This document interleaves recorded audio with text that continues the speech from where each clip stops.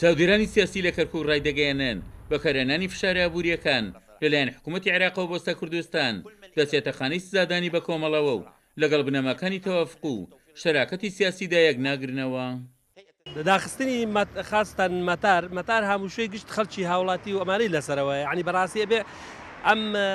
ئەم زمانی هەڕەشە و گوڕەشەیە یعنی بەڕاستی شتێکی ناڕێکە سزادانە ئەمە سزادانێکی عامی خەڵکی کوردستان و خەڵکی ناوچەکەیە خۆ ئەگەر بێت و سێرکەی ئیستاکە بۆ نمونە جوازات یا سەرەکەی سزادانە ئەمە سزادانی خەڵکە جوازات خەڵک نەخۆشیە خەڵک هەر شتێکی هەیە سەرەکەی ئەمانە هەموو یەچێتە قالبی سزادانی کۆمەڵگاوە زمانی هەڕەشە و گوڕەشە و سزادانی بە کۆمەڵ باوی نەماوەستا و زیاتر دەرگای گفتوگۆ بکرێتەوە باشترین چارەسەرە لەبەرەوەی ئێستا لەسەر قیادی سیاسی کورد ئەوەیە کە بە زووترین کات هەوڵدا دەرگایەکی کەناڵێکی گفتوگۆ لەگەڵ حکوومەتی عێراق بکاتەوە و دەبێت خەمخۆر بێت لە مەسەلەیە و کەمتر خەم نەبێت لەبەرەوەی خەڵکی کوردستان بە ناوچە دابڕێنەکەویش کە دەنگیان بۆ ئەوە داوە کە بۆ سربەخۆیی کوردستان بە بڕوای پسپۆڕێکی زانستە سیاسیەکانیش بەکارهێنانی فشاری ئابووری وە کارتی سیاسی لایەن بەغداوە پێچەوانەی یاسا نێودەوڵەتیەکانە. لە ڕاستیدا هەموو حەسارێکی ئابووری لە پێشتریش لە هەر دەوڵەتێکە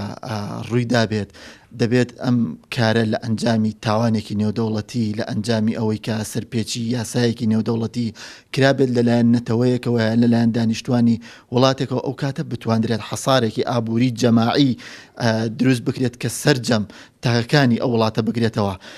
پێم وابێت لێرەدا کورد جگە لە ممارەسەکردنی حەقێکی شەرعی خۆی تاوانێکی نەناوخۆی و نەنێودەوڵەتی ئەنجام نەداوە لەبەر ئەوە پیادەکردنی